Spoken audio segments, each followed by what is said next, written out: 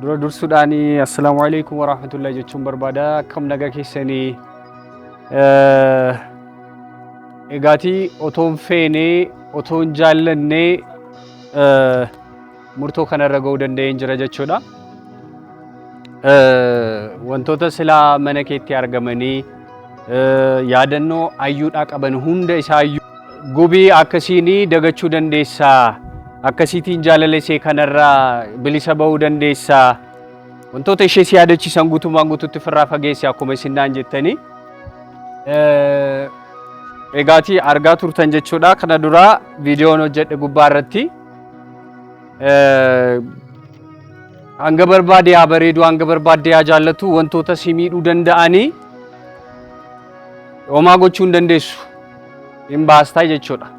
Wanni kee keessaa ba'uu baataniisi mana kan keetti dhufanii wantoonni si jeequu danda'anii, mana kan kee taa'anii jireenya kee si qoru taanaanii, kaayyoo kee abdii kee karoora kee fashalsu taanaanii homaa bu'aan qabanii. Kanaaf otoon feene otoon jaallanne ibiddaatti hin darbuuf deemaa jechuudha.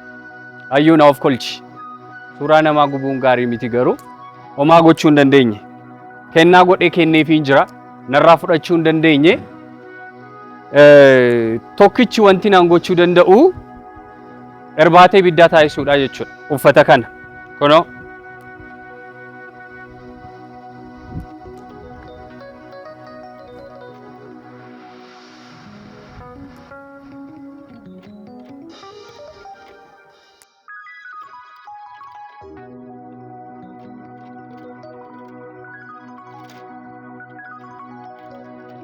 egaatii kan biraan immoo kennaan ishee bite keessaa isheen baay'ee jaalladhu jechuudha. Yeroo baay'ee hammadheedha kan hin rafu. Yeroo yoon ishee yaadadhu isinitti himuu hin danda'u. Like akka waan isheen na bira jirtutti kan hin ilaalu. Yeroo yaadaan isheen na bira dhuftee halkan hirribaa na weerartu. Halkan sa'aatiin taanitti nama yaadatta, nama jaallattu yaadatta. Hirribarraa si kaasa, waan si bilbilame sitti fakkaata. Dhufee immoo waan si bira jiru sitti fakkaata. Namni sun jechuudha. Kennaa kana ashaangulliitii kanadha jechuudha. Baay'ee man ishee jaalladha ashaangulliitii kana. Baay'ee. Dirqama immoo waan natti ulfaatee fi waan hin jaalala isheerra dandamachuu dadhabee fi yeroo baay'ee isheetii waan na yaadachiisuuf jechuudha. Otoon jaallanne, otoon feene, keessi koo otoon barbaanne, otoo na dhukkubu. Humnaa ol keessi koo miidhamu ibidda kanatti darbuuf hin deemaa jechuudha. Ishee kanas baay'ee man jaalladha normaalii.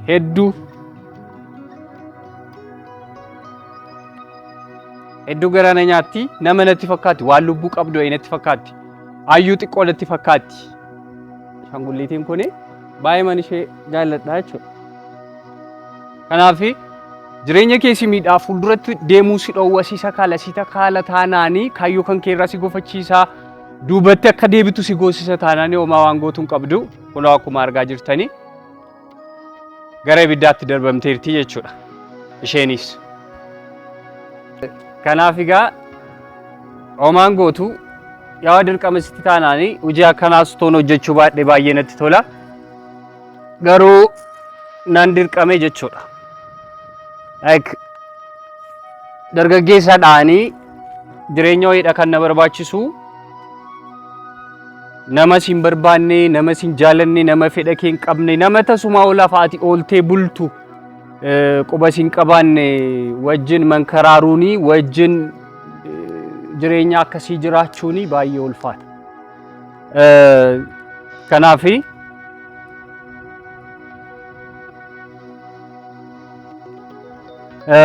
Kanaaf egaa in gaggeessita nama jaallattu bifa kanaatiin ofirraa gaggeessitaa yaadannoo isaa keessaa baataa dagachuudhaaf yaaltaa. Hin dhiista hagasii danda'ameen. Guyyoota muraasa, ji'oota muraasa, waggoota muraasaafis ta'u akka isaan sirraa fagaatan gochuu dandeessa jechuudha. Kuni furmaataadha jechuu kiyya miti. Garuu gaafa sitti ulfaatu furmaata bira yeroo dhabdu wanti gootu wanti kana furmaata jettee lafa geessu gaafa si harkaa badu ni dirqamta jechuudha. Kuni furmaata miti. Furmaataadha. Jaalalli namaaf qabdu onneen duraan jaallatti bifa kanaan jaallachuu dhiistii jaalala namaa keessaa baati jechuun kijibadha sobadha hamma ta'e garuu ija kee duraa fagaatu hiyyaalta steepiin jalqabaa isa kana ta'uu danda'a filannoon inni jalqabaa isa kana ta'uu danda'a ammaa fi maybe gaafan gara mana koo galuu wantoonni naan kana duraa ayyuudhaa kennaa ture kennaawwanaan kana dura ayyuudhaa kennaa ture na bira jiru jechuu miti gaafa nalaa dhufu wanti fuuldura kootti mul'achaa ture isheetiin na yaadachiisu bifa kanaani gara waan biraatti geeddaramee jira jechuudha gara daaraatti geeddaramee jira jechuudha hamma naa danda'ame wayii dhukkuba isheen keessatti dhiistee deemte sana malaasa onnee keessaa yeroo mara si yaadachiisu sana yeroo mara hirriba si dhorku sana yeroo hunda anaatiin na qoraa ture sun amma danda'ame naa hir'ateera jechuun nan danda'a yoon gara manaa galuu hin jiru fuuldura kootti mul'atu nan jeequ jechuudha garuu immoo poointiin inni guddaa kan biraa jira immoo inni guddaan jechuudha inni baay'ee ulfaatu baasuudhaafis yaalee kan naan ta'an inni natti ulfaate inni fuulduratti deemuu na dhorke akkuma kana dura dubbachaa ture jechuudha inni onneerra na boossisu inni na iyyisiisu inni na caraansu akka namatti hin kaloofne inni na godhu kan biraatu jira kennaan ishee gubateera akkuma argitan gara daaraatti geeddaramee jira gara waan bu'aan qabnetti geeddaramee jira wantoonni ishee ani isheedhaaf kennaa ture baay'een isaanii jechuudha inni kan biraatii argaa jirtu shaashiidha yeroo isheen kutaa 8ffaa qoramtuu kennaa kana biteefiin ture kutaa 8ffaa qoramtee qabxii gaarii deebistee kuni isheedhaan maluu baatus ana yeroo sanatti jaalalina keessa jiru hirriba waan na dhorgeef ishee cinaa dhaabadhu siifiin jira atiin dandeessa jedhii waan naan jedheefi kennaan jaalala xiqqoon qabdu ishee kana biteefiin ture garuu isheen fuula koo irratti darbitee deemtee jechuudha argaama kooyyuun feenee jechuudha anumaayyuu ilaaluu hin barbaanne guyyaama sanas na biratti darbitee deemte nan kaa'e waggaa 4 booda amma gubuufiin deemaa jechuudha waggaa 4 booda gubachuudhaaf deema waggaa 4 na waliin ture mana koo jechuudha kanaaf filannoo biraan qabu gubuurra kan darbe jechuudha gubuurraan kan darbe kanaafi nan gaggeessaa jechuudha isa kanaas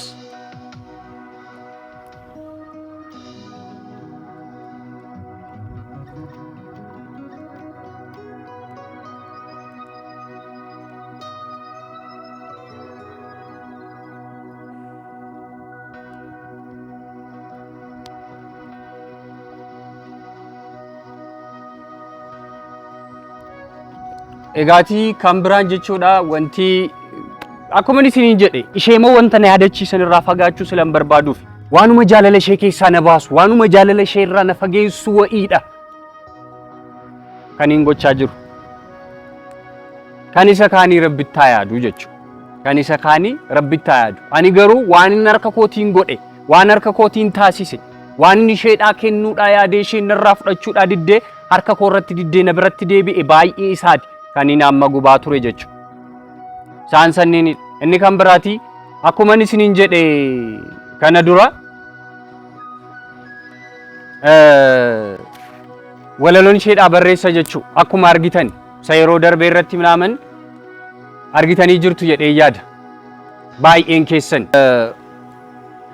egaa walaloon isheedhaa barreessa jechuudha yoo humnaa ol jaalalli itti dhaga'amu especially yeroo hedduu irra deddeebi'e ani kana dura ergan ishee jaalladheerraa eegalee ergan bilbila waan jedhamu harkatti qabadheerraa eegalee hamma har'aatti ani ayyuudhaa yeroo 10 gadi isheedhaa bilbileen beeku bilbila koon irraan kaastu yeroo hedduu yoonaan itti bilbilu jechuudha sa'aatii barbaadeetti kaastee daqiiqaa muraasa naa kennite isa iyyuu ariifadha nan ariifadha yeroo siin qabu naan jecha daqiiqaa muraasadha kan isheen na wajjin haasoftu jechuudha daqiiqaa muraasa waan inni ishee wajjin dubbadhee isa onnee koo na gubuu isa keessa kootii boba'u akka ibidda kanaatti yoo isheen yeroo naa kennu dhabdee gurratti na dhageeffattu dhabdee waan hin godhu dhabu yoo natti dukkanaa'uudha akka jeelu karaan itti deemu iddoon itti socho'u gaafan dhabu waan silati ishee wajjin dubbadheen xumuratiin sana maaliitiin kaniinan goolabu waraqaa kanarraan kaa'adhaa jechuudha.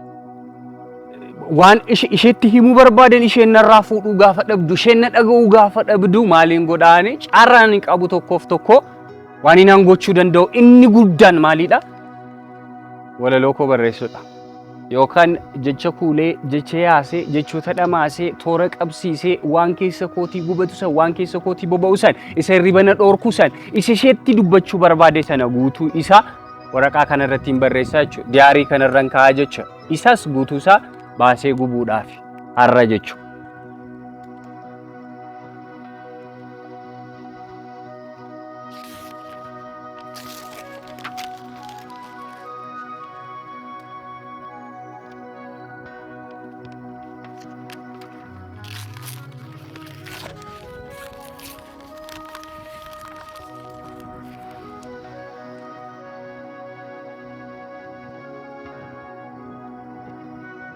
Hedduudha. Nama dhukkuba normaalii namaa dhaga'ama uma gochuun hin danda'u.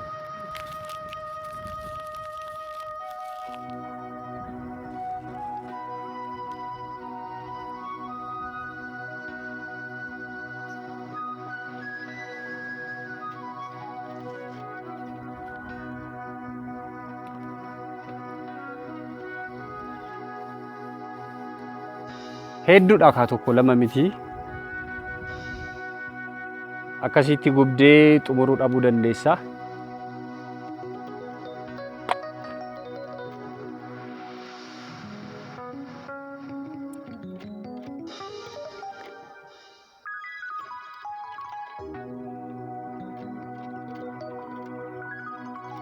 Egaa yeroo tokko tokko yoo waan gootu dhabduu yoo qalbiidhaa cabduu haalonni yoo si cimanii humni jaalala yoo qabeessu kuffisu wanti gootu inni guddaan isuma kanadha jechuudha. Egaa namni jaallattu namni ati feetu sun jireenya kee keessa hin jirre wanti ati gootu kanumadha. Seenaa nama sanaa ifachuu ibidda jaalala qaqqaammachuu baay'ee ulfaata baay'ee ulfaata. Baay'ee ma jechuudha.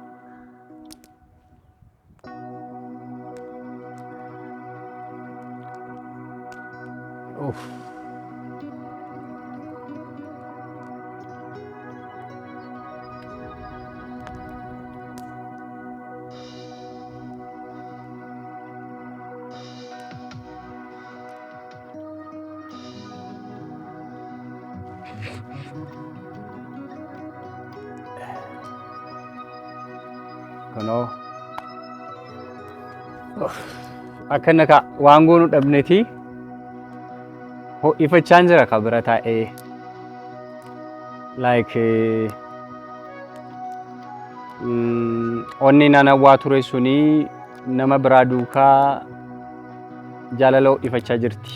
Nama biraa duukaa jireenya gaggeeffachuudhaaf ariifattee jirti. Nama biraa duukaa holqa jaalalaa akkaan miidhagu akkaan bareedu keessa burraaqaa jirti. Ani immoo asitti kunoo seenaa duukaan taphachaa jira.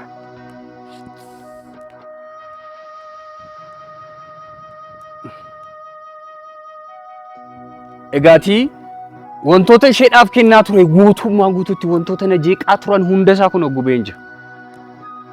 Gubeen jira. Amma waa tokko qofaatu naafee jechuudha. Meeshaa kana guyyaa darbee argitanii turtan. Kennaan isheedhaaf kennuudhaaf hojjechiise keessaa isa tokkodha jechuudha. Isa jireenya koo booressaa ture keessaa. Maybe yoon gara jireenya isa gaariitti deema ta'e nama biraa yoo gara onnee kiyyaatti onneen kiyyoo kana booda jaalachuu dandeessi ta'e waaniin kana taasiseef jechuudha. Yoo jaalachuu dandeessi ta'e kunoo isa kanaasi gaggeessuudhaaf hin deemaa jechuudha.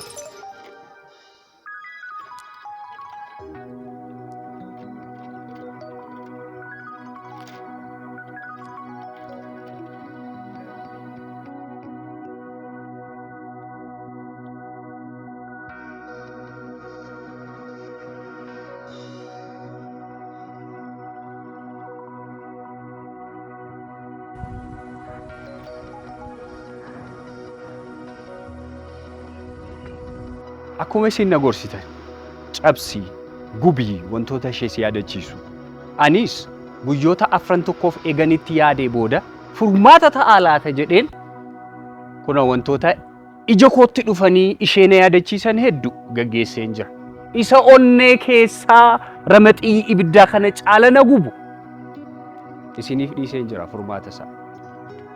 Assalamu alaikum warahmatullahi. Hedduu ulfaata jalalta laala.